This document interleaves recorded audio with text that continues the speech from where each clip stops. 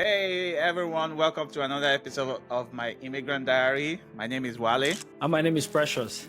And today I just want to tell you guys a crazy thing that happened. Wale, you will not believe what happened to me on Sunday. Now, in all my life, I grew up in Nigeria just like Wale for the most part of our lives. We moved to the US a year ago. I went to church on Sunday. I saw the notice that we're going to have like a workshop or more like a training. But I thought it was something, I couldn't understand it. So I got in there. It was an active shooter training.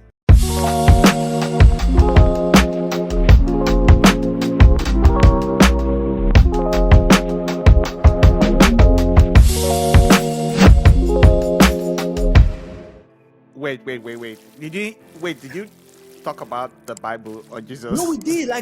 We had a very short sermon because it was a very lengthy training and workshop, on active shooting here in America. For those that, I know a lot of people around the world know about active shooting in America and the menace and the craziness about it and about the impact people's lives and families and just how terrible it is. But for me, as a typical Nigerian African boy, it was strange to to actually sit in church and listen to all of the training and teaching and orientation about how to respond if you find yourself in an active shooting event. Welcome to America. Welcome to America. I was like, well, you have no idea. My head was like, boom. Like in church. Yeah, I think, so just to let people know, you could never imagine you go to church to go and be trained to be prepared for an active shooter situation. Active shooter? Do you know what I'm saying? Never come to your mind. That is never. It's just not something you can ever experience. It's not something you will ever experience in Nigeria. I don't know about most part of Africa, but Nigeria, I'm certain about it. But Wale, to be candid with you, I might begin to have a mind shift because I understood the importance of that training. Really, I understood the importance because many things I can't remember, but just want to share some main highlights from it. In an active shooting situation, note, the shooter is not a thief. He's not out to get your phone, steal your car, your wallet, or it's not somebody you can reason with and say, okay, take my money. No, his goal is to kill as many people as possible. So the only response I learned, there were different acronyms for it.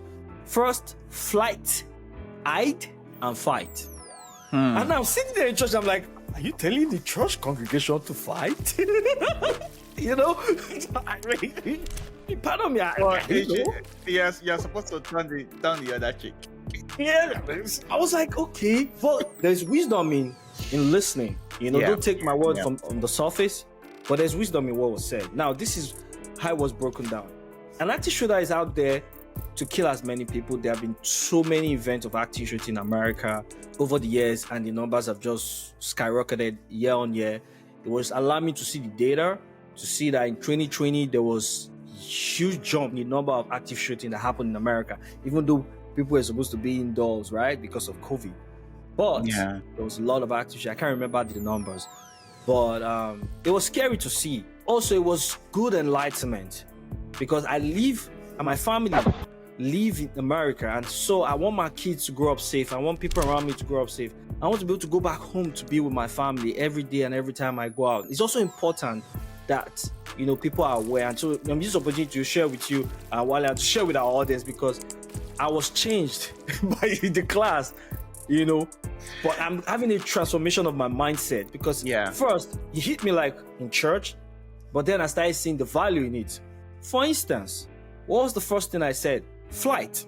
The thing about flight is if you are in a public space, in school or anywhere where active shooting starts to happen, the first thing is flight, which means to run as far as possible away from that environment. And so that's why you need what they call situational awareness. This is not to say people should be paranoid, but when you go to a place, always look out for your exits before you sit down and get comfortable. Know where the exits are, just so that if something happens, you know what direction to head, and also know how to conduct yourself if there's an active shooting, right?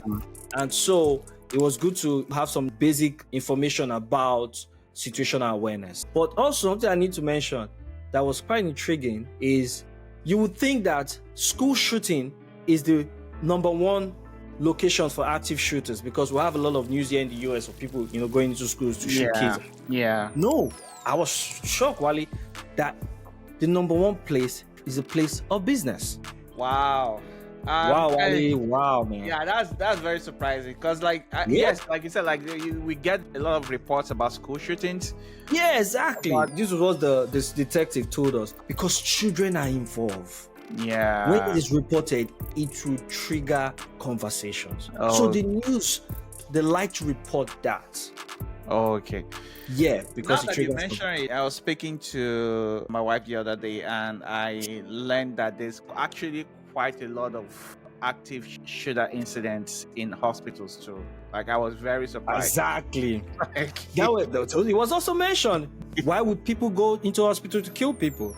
Because sometimes they're angry because they've lost their loved ones. They blame the doctors, they blame the nurses. They don't understand why their loved one didn't make it. So for that reason, some of them go home, get up, and come back.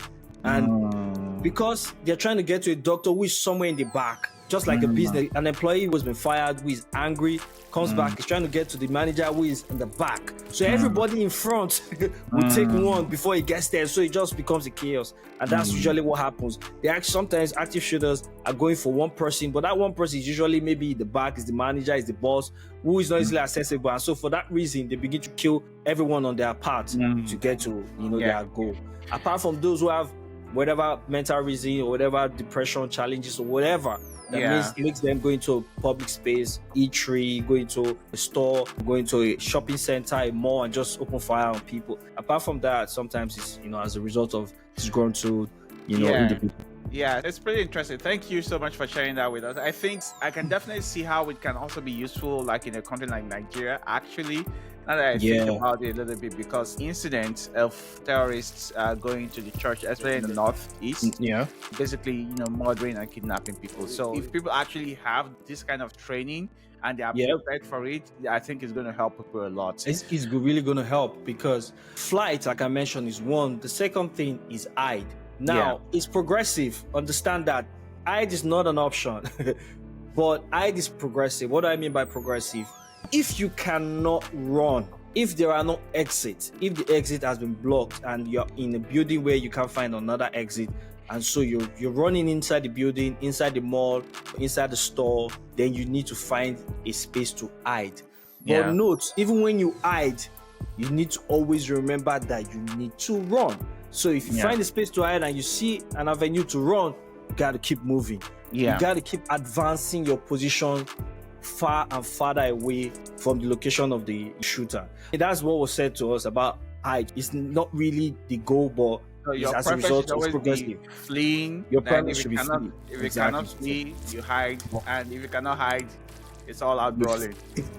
So, but it's not just you go out somebody is with a automatic rifle and you want to go out there. No, if you cannot run or hide, that's the only that's the only choice you have, and I understand. So the only choice, yes, you're right. So the last choice is to fight. Now, there's a lot about hiding. So please note, laying on the floor is not hiding.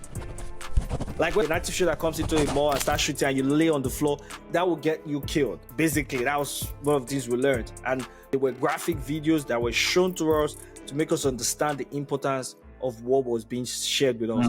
You cannot lie down when there's an active shooter. He's out there to kill people. So if you lie down, you make yourself an easy target. So don't make yourself an easy target. That was one of the things we were told. Don't make yourself an easy target. If you're hiding and you go behind the door, lock the door, wedge the door, put stuff. Because as an active shooter, he's likely to get frustrated when he's trying to bust the door or push down. It's like this is not working because the person is thinking I need to kill as many. He's trying to kill as many people. So the person can just move on. People have been in those kind of scenarios. A lot of people have shared their experiences and that has saved them.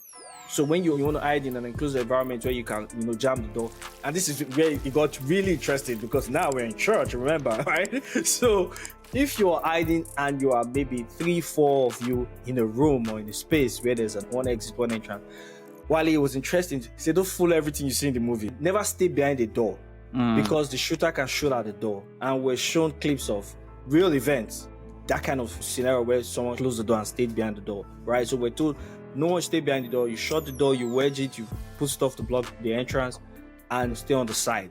Now, when you go past hiding, the next stage is to fight. So Wale, I'm sitting in church and I'm like, okay, have we been told in church to fight? But anyway, I was just, but this was what was said. So in fight, because you need to remember, this person is how to kill people. You need to go get back home to your family. There are people depending on you that you need to get back home to. So at that point, you need to fight. Now, there are certain self-defense strategies that were shared with us. I can't begin to go all out and share all of them. But one of the things that was said, and I think is worth mentioning, is one, don't stay on the two sides of the door. When you shut the door, like in movies, the one person will stay on this side of the door, the other person will stay on the other side of the door, waiting for whoever is barging into barging. Don't do that, because what it showed us is if you are 4 or 3 in a room, everybody needs to find a weapon. When it's time to fight, find something. Anything can be used as a weapon. Find something that you can be used as a weapon.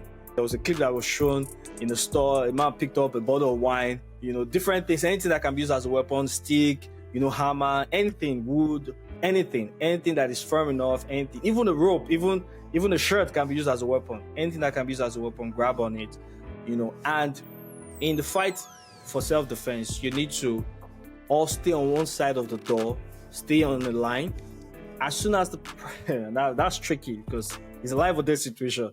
But situational awareness will enable people to react that way rather than react the other way. Once the person comes in, the first person needs to go not after the weapon. That's interesting though, Wale.